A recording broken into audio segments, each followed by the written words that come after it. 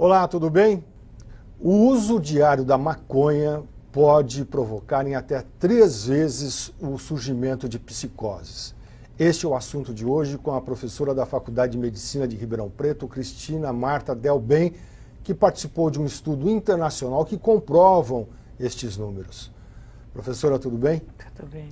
Quer dizer que a maconha o uso diário da maconha provoca em até 3 vezes o surgimento de psicoses?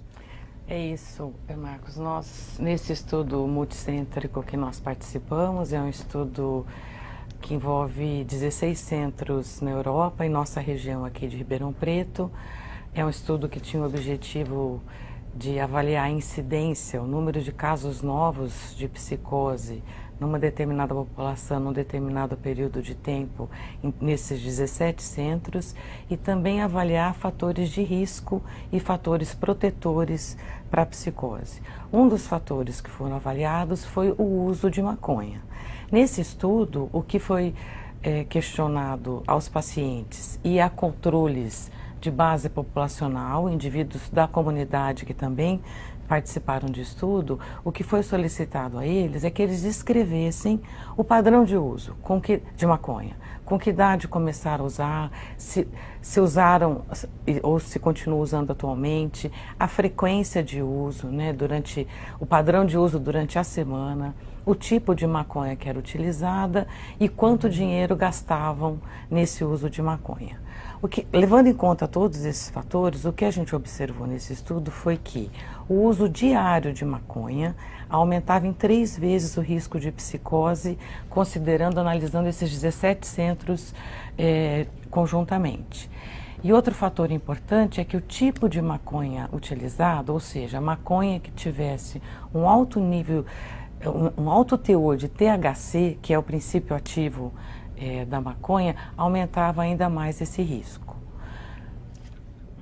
Quer dizer, o uso da maconha, digamos, de baixo teor de THC, diário, ele pode provocar em aumentos de 3 vezes o surgimento de psicose. Mas se utilizado da maconha com alto índice de THC, esse número aumenta. Essa questão do uso diário, essa pergunta foi feita independente do tipo de maconha. Quando o tipo de maconha utilizado entrou na análise, foi analisado conjuntamente, o risco se tornou mais pronunciado. Então é isso, usar diariamente aumenta o risco, independente do tipo de maconha, mas se esse uso for de maconha de alta concentração de THC, o risco fica ainda maior. Professora, a pesquisa foi feita no Brasil, na Itália, na França, na Espanha, na Inglaterra e na Holanda. Isso. E os números que a senhora produziu no texto me chamam a atenção o índice de pessoas que podem ter o seu primeiro surto de psicose pelo uso da maconha em Amsterdã, Holanda. Tem alguma relação a liberdade do uso da droga na Holanda com o surgimento, com esse número alto de primeiros surtos de psicose? O que a gente pode dizer é que em países como a Holanda, você tem uma variedade muito grande de maconha. Você tem tipos de maconha muito diferentes. E aí você tem produtos que têm alta concentração do THC, que é o princípio ativo responsável pelos efeitos psíquicos da droga. Então, o que acontece, assim, como você tem uma disponibilidade maior desses tipos com alta concentração de THC, o que a gente infere é que é por isso que você acaba tendo um risco maior de psicose. Um outro dado do nosso estudo é que, como eu comentei anteriormente, nós avaliamos também pessoas da comunidade. Os mesmos dados que foram coletados com os pacientes foram coletados com indivíduos da comunidade. E o que esse estudo mostrou foi que há uma correlação entre a frequência, o padrão, relato de uso de maconha pelos indivíduos da comunidade com a incidência de psicose naquela região.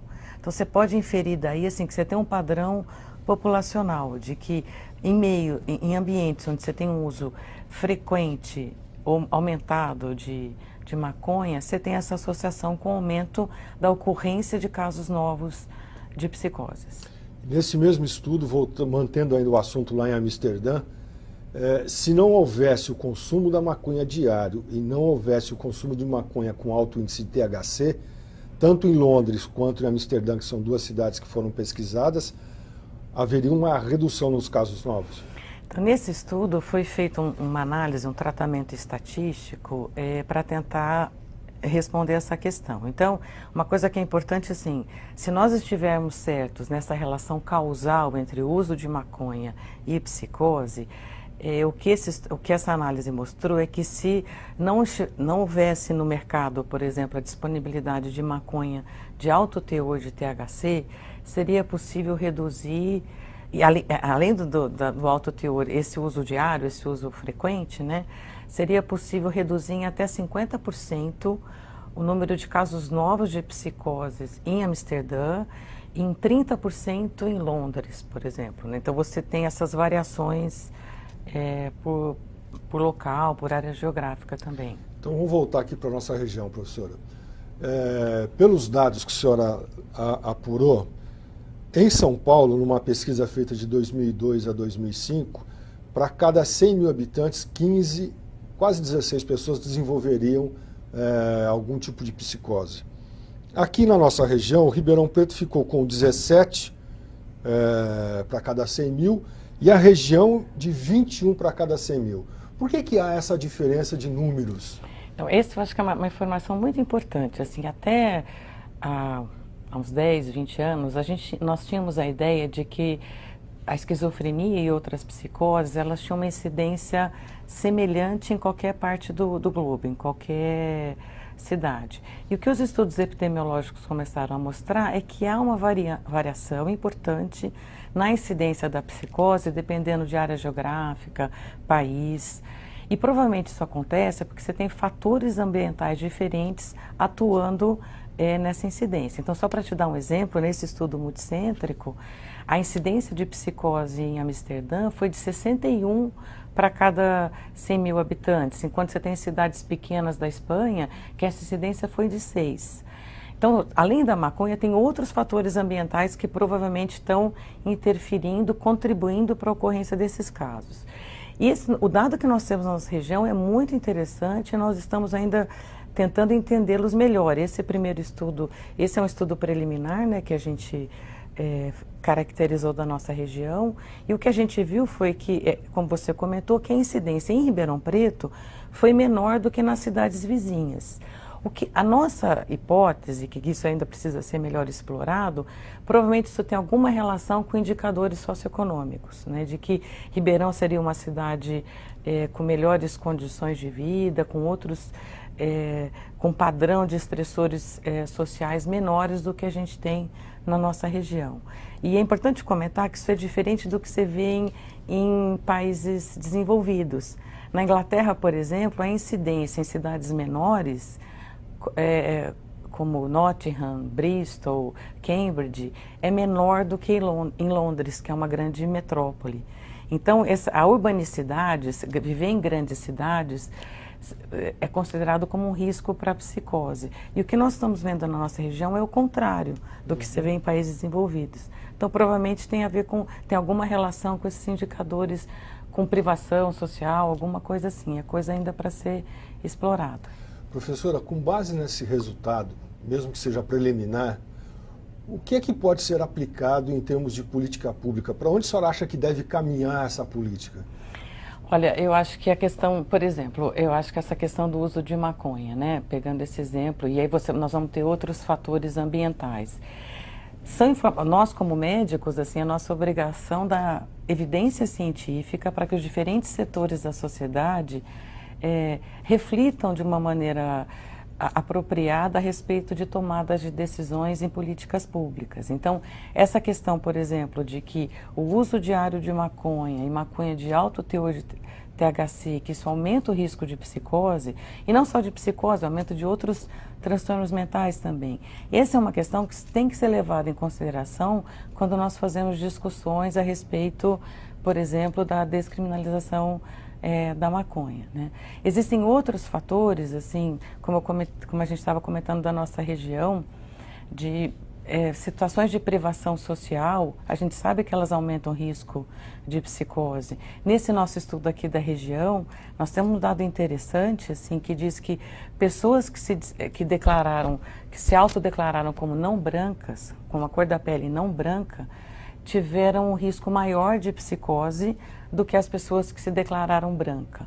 Então, provavelmente isso não tem a ver com a cor da pele em si, mas com as experiências sociais, com questões assim, com experiências de discriminação ou com menores oportunidades sociais que estão associadas com essa questão de cor da pele, por exemplo. Qual é o próximo passo desse estudo? Então, nesse estudo nós temos muitos dados colhidos, né? Como eu comentei anteriormente, assim, nós fizemos um levantamento grande a respeito de fatores de risco e fatores protetores. E também foram colhidos amostras de sangue desses pacientes para estudos genéticos. Então, tem várias frentes aí, né? O grupo é grande, então tem vários estudos caminhando de que a gente, para tentar entender melhor essa associação entre essa interação genético-ambiental na ocorrência dos transtornos psicóticos.